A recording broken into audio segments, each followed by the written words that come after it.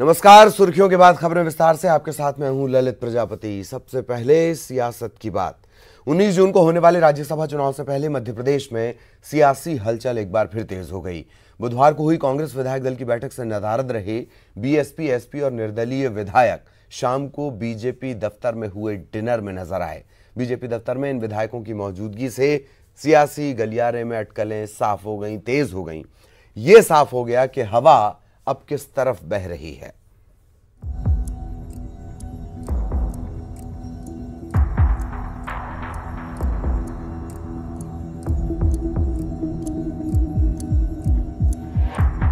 BJP दफ्तर में मुख्यमंत्री शिवराज सिंह चौहान, केंद्रीय मंत्री नरेंद्र सिंह तोमर, प्रकाश जावड़ेकर, प्रदेश अध्यक्ष बीडी शर्मा समेत तमाम आला नेताओं से मुलाकात कर रहे ये वही चेहरे हैं जो कुछ वक्त पहले तक कांग्रेस के खेमे में दिखाई देते थे, लेकिन अब कह रहे हैं कि राज्यसभा चुनाव में बीजेपी के लिए वोट करेंगे।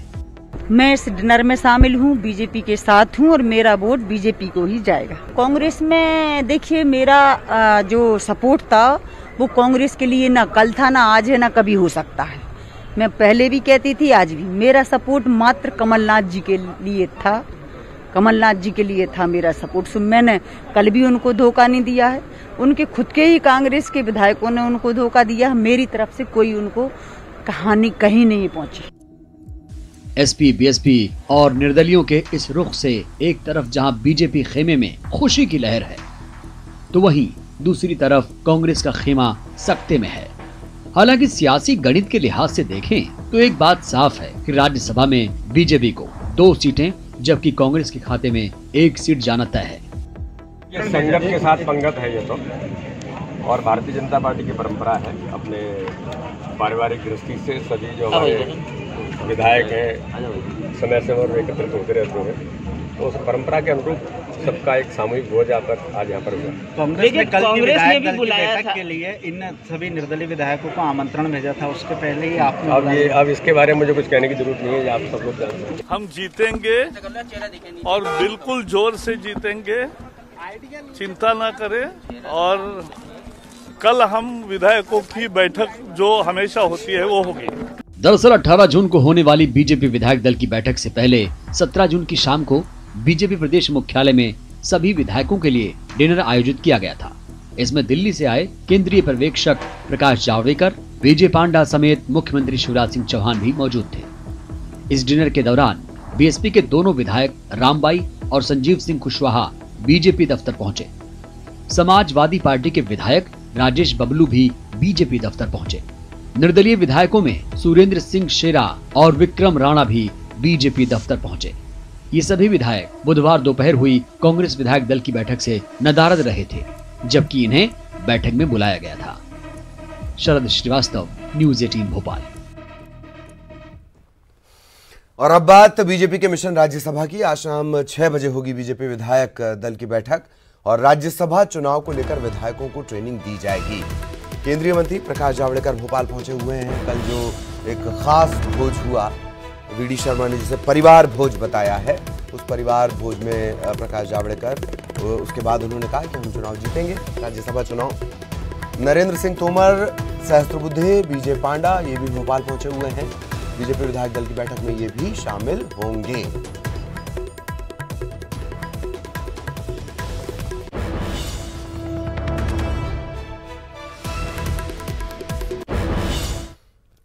और भोपाल में आज लगातार दूसरे दिन भी कांग्रेस विधायक दल की बैठक होगी। पूर्व सीएम कमलनाथ के बंगले पर यह बैठक होगी। प्रदेश कांग्रेस अध्यक्ष, इसके अलावा दिग्विजय सिंह, जो तमाम बड़े नेता हैं वो भी इस बैठक में शामिल होंगे।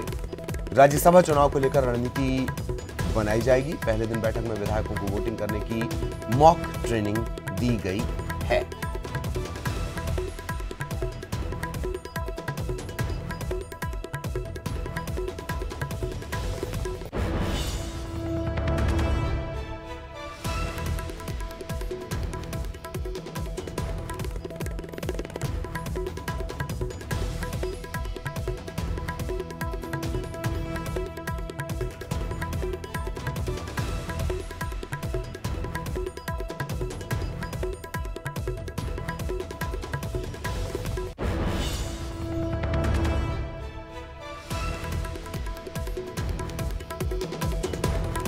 तो आज फिर कांग्रेस विधायक दल की बैठक होनी है।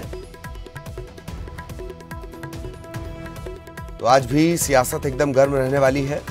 शाम को बीजेपी विधायक दल की बैठक भी होगी, जिसमें बीजेपी के विधायकों को ट्रेनिंग दी जाएगी कि कैसे वोट करना है। बहरहाल पूजा हमारी सहयोगी इस वक्त हमारे साथ जुड़ी हुई हैं। सीधे आपको भोपाल लिए चलते हैं। पूजा, भले ही मौसम कैसा हो पर सियासत जमकर होगी। एक बैठक कांग्रेस की, दूसरी बैठक बीजेपी की। कल एक डिनर हुआ है, उस भोज ने कईयों की रातों की नींद उड़ा दी है। पूजा। बिल्कुल ललित, जो मौसम भले ही ठंडा है लेकिन सियासत बहुत गर्म है, क्योंकि राज्यसभा चुनाव को लेकर के दोनों ही पार्टियों ने अपने एजेंडे सेट कर लिए हैं और लगातार यही कोशिश की जा रही है कि किस तरह विधायकों को अपने पाले में खींचा जाए। हालांकि कल बीजेपी की जो बैठक हुई उसमें पूरी तरह कोशिश की गई कि विधायकों को खींचा जाए और काफी हद तक वो सफल भी रहे, क्योंकि 5 विधायक उनकी पार्टी के अलावा उन्होंने सदस्यता ली और उन्होंने बीजेपी ज्वाइन कर ली है। वहीं कांग्रेस भी अब पीछे नहीं रहने वाली है। आज का दिन ही बचा है, काउंटडाउन हालांकि शुरू हो चुका है क्योंकि कल ही वोटिंग है, लेकिन आज भी एक दिन जो बच रहा है उसमें कांग्रेस भी पूरी कोशिश कर रही है कि बचे हुए विधायकों को अपने पाले में खींचा जाए। क्योंकि अगर हम संख्या देखते हैं तो कल बीजेपी के 106 विधायक मीटिंग में पहुंचे थे, वहीं कांग्रेस की बात करते हैं तो मात्र 87 विधायक ही पहुंचे थे। हालांकि जो वहां नहीं पहुंचे थे, कांग्रेस का ये दावा है कि 52 विधायक उनके टच में हैं और वो उन्होंने सूचित कर दिया था कि वो किसी कारणवश नहीं आ चुके। आज दोनों ही पार्टियों की विधायक दल की बैठक है। कल के मिशन पर यानी राज्यसभा चुनाव को लेकर के एजेंडे सेट किए जा रहे हैं। किस तरह वोटिंग करनी है, क्या कुछ करना है, इसकी रणनीति तैयार की जा रही है। अपने विधायकों को दोनों ही पार्टियां ट्रेनिंग देने में लगी हुई हैं और खास बात यह कि दोनों ही पार्टियां की जो दिग्गज हस्तियां हैं उनके नेतृत्व में और उनके गाइडेंस में ये पूरी मीटिंग हो रही है। बैठक, विधायक दल की जो बैठक है उनका आयोजन हो रहा है। कहीं कोई चूक अपनी तरफ से कोई भी पार्टी नहीं छोड़ना चाहती। यही वजह है कि 2 दिन पहले यानी कि कल से ही जो हलचल है वो देखने को शुरू हो गई थी। कल की जो डिनर डिप्लोमेसी कह सकते हैं उसमें एक तरह से तस्वीर साफ हो चुकी है कि कौन सा विधायक किसके साथ है, लेकिन फिर भी दोनों ही पक्ष अभी भी लगे हुए हैं। क्योंकि अब जो अभी सियासी गणित बैठ रहा है उसके हिसाब से ये बात तो तय है कि 2 सीटें, 3 सीटों पर राज्यसभा चुनाव होना है, उसमें से 2 सीटें बीजेपी के हक में जा रही हैं तो वहीं एक कांग्रेस के हक में जा रही है। लेकिन अभी भी काउंटडाउन जैसा मैंने बताया कि शुरू हो चुका है और आज का दिन ही बच रहा है, तो दोनों ही पार्टियां कोशिश कर रही है। खासकर जो कोशिश है वो कांग्रेस की तरफ से ज्यादा की जा रही है क्योंकि उनकी विधायकों की संख्या कम है, तो पूरी कोशिश की जा रही है कि बचे हुए जो विधायक हैं उन्हें किसी तरह से अपने पाले में खींचा जाए, अपनी तरफ किया जाए, ताकि थोड़ी बहुत और पार्टी की जो शक्ति है वो बढ़ सके। आगे वाले चुनाव में किस तरीके से जनता तक एजेंडे पहुंचाने हैं, क्या कुछ रणनीति तय होगी, इस पर भी बात की जा रही है। साथ ही साथ जो कांग्रेस को लेकर के एक कह सकते हैं कि कांग्रेस का एक विधायक जो है वो कोरोना पॉजिटिव आया है, उनकी वोटिंग को लेकर के भी लगातार बात की जा रही थी कि किस तरीके से वोट करना है, उन्हें वोटिंग के लिए बाकायदा बुलाया जाएगा या उनके लिए क्या कुछ सुविधाएं दी जाएंगी। इस बात को लेकर के भी कांग्रेस अपने विधायक दल की बैठक में चर्चा करती हुई नजर आ रही है कि क्या कुछ किया जाए। लेकिन हालांकि मद्देनजर इस बात की इजाजत अब दे दी गई है, ये तमाम जगहों पर दे दी गई है कि अगर कोई बीमार है तो डॉक्टर के सर्टिफिकेट के बाद उसका डाक मतपत्र भी स्वीकार कर लिया जाएगा। इस तरीके की इजाजत की खबर भी हमने दिखाई है। बहुत बहुत शुक्रिया आपका पूजा, इस तमाम जानकारी के लिए। आप लगातार नजरें बनाए रखें, आगे भी आपके जरिए अपडेट हम अपने दर्शकों तक पहुंचाते रहेंगे। कांग्रेस नेता और राज्यसभा के सांसद हैं विवेक तनखा। अपनी ही पार्टी के नेताओं पर उन्होंने एक तरीके से तंज कसा है। तनखा ने ट्वीट कर अपनी पार्टी के पूर्व मंत्रियों पर बंगला न खाली करने को लेकर निशाना साधा।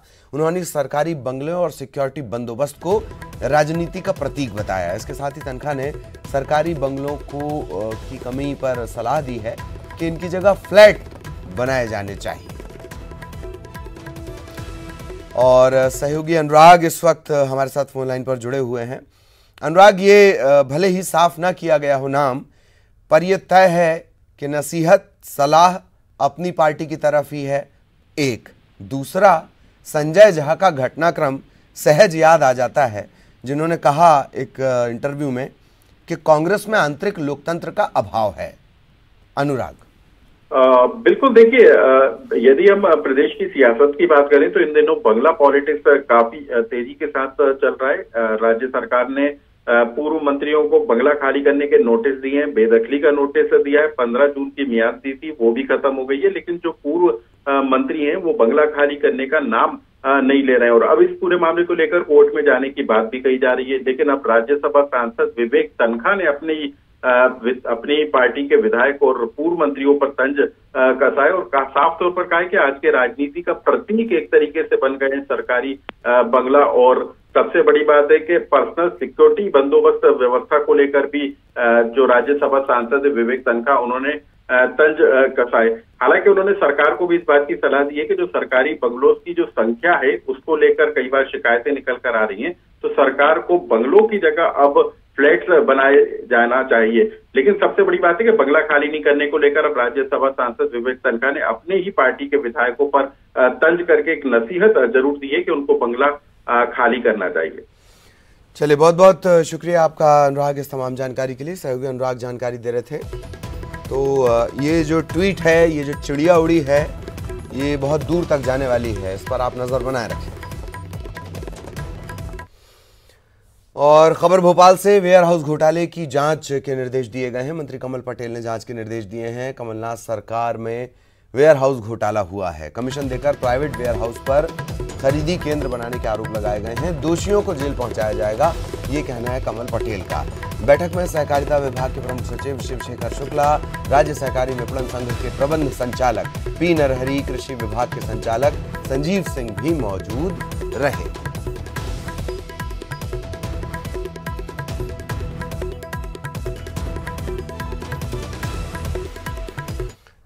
और छिंदवाड़ा के सांसद नकुलनाथ की सुरक्षा में कटौती कर दी गई है। गृह विभाग ने सांसद की सुरक्षा घटा दी है।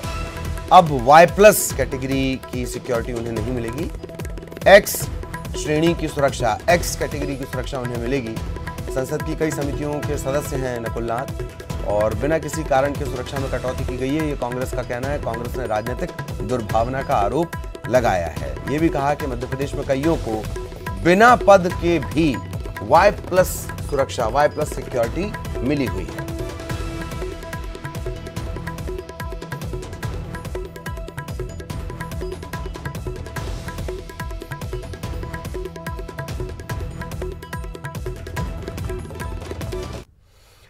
सीबीआई ने इंदौर स्थित एसबीआई की एक शाखा से तकरीबन 180.15 करोड़ के फर्जीवाड़े के मामले में 8 जगहों पर, इंदौर में 8 जगहों पर दबिश दी, छापे की कार्रवाई की।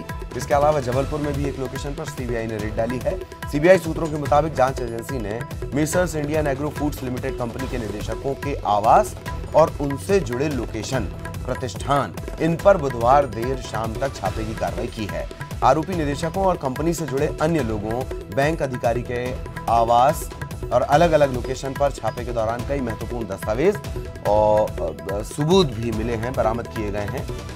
ये मामला साल 2013 का है। आरोप है कि इंडियन एग्रो फूड्स को 180 करोड़ से ज्यादा की क्रेडिट लिमिट, क्रेडिट सुविधा इसे कहते हैं, क्रेडिट लिमिट इसे कहते हैं, ये दी गई थी। लेकिन कंपनी ने अगले ही साल यानी 2014 से बैंक को भुगतान में देरी करना शुरू कर दिया।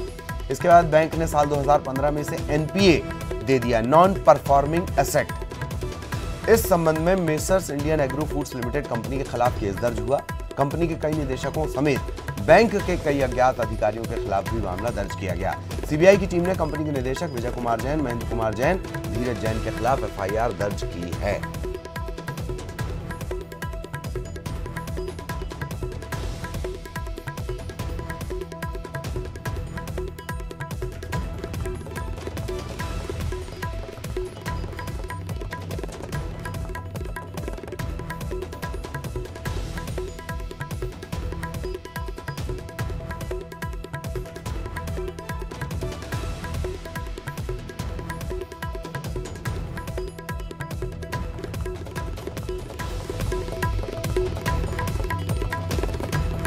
किस तरीके से ये पूरी कार्रवाई की गई है, क्या अपडेट इसमें है, इस तरह के तमाम सवाल सहयोगी अरुण इस वक्त हमारे साथ जुड़े हुए हैं, सीधा आपको लिए चलेंगे इंदौर। अरुण, क्या ये माना जाए कि अब ये कार्रवाई पूरी हो चुकी है जो सीबीआई की दबिश थी, या आज भी इसमें कोई अपडेट आ सकता है? सूत्रों के हवाले से कोई महत्वपूर्ण अपडेट अगर आपके पास हो वो भी हमारे दर्शकों से साझा करें। बिल्कुल, देखिए दाल कारोबारी थे और उन्होंने मिडिल ईस्ट और यूरोप के देशों में दाल के एक्सपोर्ट के लिए लोन लिया था 180 करोड़ 15 लाख का। और 2013 का ये मामला है। 14 के बाद इन्होंने वो लोन चुकाना बंद कर दिया और 2015 में ही इन पर केस दर्ज हो गया था। और ये तब से ही ये जो विजय जैन है कंपनी के संचालक हैं, ये फरार हैं और सीबीआई इनकी तलाश अभी भी कर रही है और इन पर मामला भी दर्ज हो गया है। 8 ठिकानों पर एक छापे की कार्रवाई की गई थी, महत्वपूर्ण दस्तावेज इनके जब्त किए गए, साथ ही इनकी संपत्तियां हैं उनकी जानकारी जुटाई गई है, जिससे कि इनकी संपत्तियों को नीलाम करके ये पैसा वसूला जाए और जो बैंक का एनपीए है जो लगातार बढ़ता जा रहा है उसकी वसूली हो सके। इस संबंध में ये छापेमार कार्रवाई कल की गई थी और जो बैंक के अधिकारी हैं उनको भी तलाशा जा रहा है कौन कौन से अधिकारी थे उस समय जिन्होंने इनकी क्रेडिट लिमिट बढ़ाई थी और उनमें इनका कितना दोष है। तमाम चीजें हैं सीबीआई कर रही है। हालांकि जो जानकारी मिली है वो यही है कि 8 ठिकानों पर छापे की कार्रवाई की गई थी और अब जो आज है वो आज कोई ऐसी कार्रवाई यहाँ पर नहीं की जाएगी। हालांकि कल ही सारे दस्तावेज वगैरह जब्त करके सीबीआई यहाँ से ले गई है। बहुत बहुत शुक्रिया आपका इस तमाम जानकारी के लिए। सीबीआई ने दस्तावेज इकट्ठे कर लिए हैं, सबूत इकट्ठे कर लिए हैं, सीबीआई की टीम रवाना भी हो चुकी है। यहाँ एक ब्रेक के लिए रुकेंगे।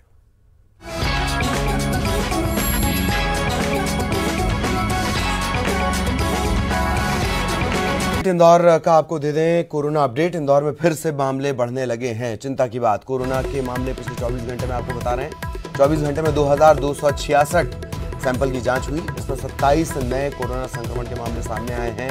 अब कुल संक्रमण के मामले यहां हो जाते हैं 4191। अब तक 3131 मरीज स्वस्थ भी हुए हैं। 24 घंटे में 3 मरीजों की मौत की पुष्टि हुई है। इंदौर में कोरोना वायरस के चलते 185 मरीजों की मौत हो चुकी है। फिलहाल एक्टिव केसेस हैं 875।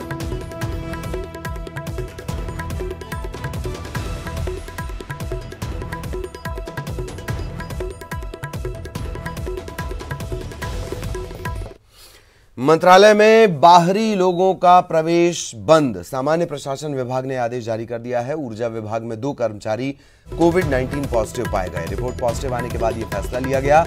मंत्रालय कर्मचारी संघ ने भी ये मांग की थी कि पाबंदी लगाई जाए लोगों के यहां आने पर और इसके बाद ये बड़ा फैसला लिया गया। बाहरी लोगों का प्रवेश बंद।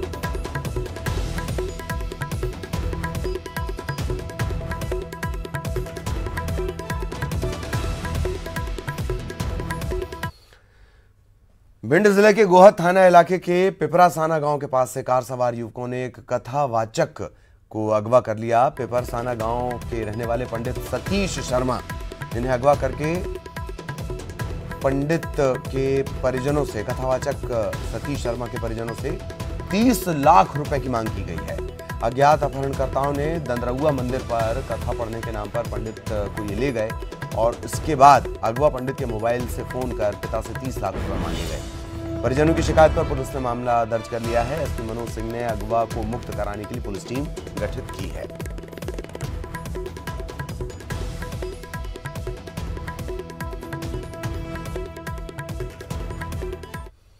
सतना में 5 साल की मासूम के साथ दुष्कर्म की घटना पर पूर्व सीएम कमलनाथ ने ट्वीट किया है। उन्होंने अपने ट्वीट में लिखा कि सतना के डुडहा गांव में 5 वर्षीय मासूम बालिका के साथ दुष्कर्म की हैवानियत भरी घटना घटित हुई है।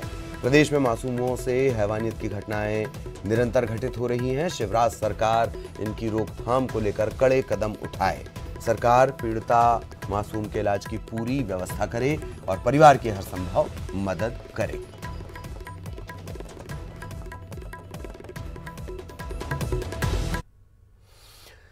डिंडौरी में न्यूज 18 की खबर का असर। डिंडौरी के जेलर संतोष गणेशे निलंबित कर दिए गए हैं। जेल महानिदेशक संजय चौधरी ने यह कार्रवाई की है। हमने आपको प्रमुखता से खबर दिखाई थी। 2 दिन पहले जेल से एक कैदी फरार हुआ था। गंभीर अपराध, गंभीर कई मामले इस पर दर्ज हैं और अब तक इसका कोई सुराग नहीं लगा है। न्यूज 18 ने प्रमुखता से इस खबर को दिखाया और इसके बाद डिंडौरी के जो जेलर हैं संतोष गणेशे, उन्हें निलंबित कर दिया गया है।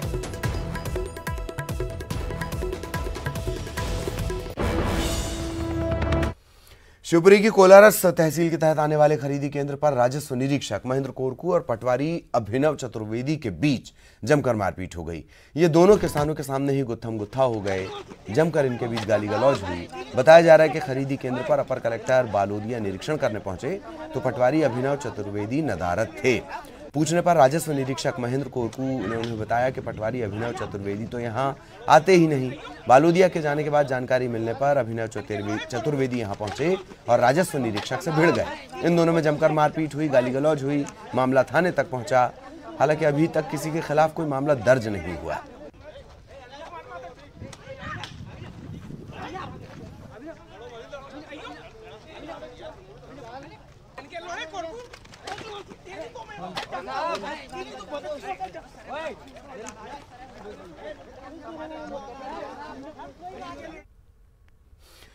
श्योपुर में अवैध शराब के धंधे पर कार्रवाई करने गए आबकारी और पुलिस विभाग की टीम पर ग्रामीणों ने पथराव कर दिया। टीम के 3 लोग इसमें जख्मी हो गए हैं। आबकारी विभाग ने इस मामले की शिकायत रघुनाथपुर थाने में की है। घायलों को इलाज के लिए वीरपुर अस्पताल पहुंचाया गया। आबकारी विभाग की टीम की शिकायत पर रघुनाथपुर थाना पुलिस ने 4 लोगों पर नामजद मुकदमा दर्ज किया है। उनकी तलाश भी शुरू कर दी गई है।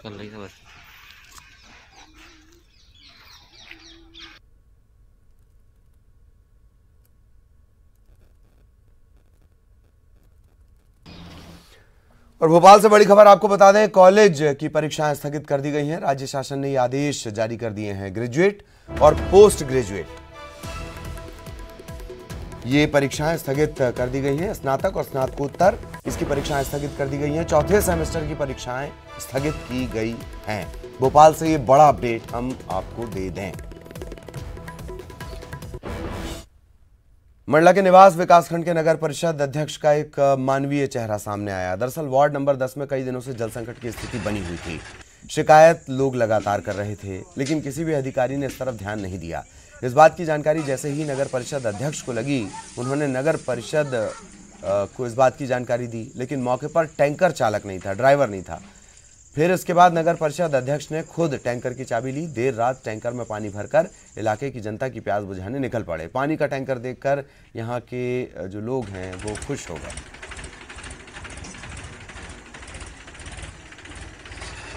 और इस बुलेटिन में इतना ही। खबरें लगातार जारी हैं।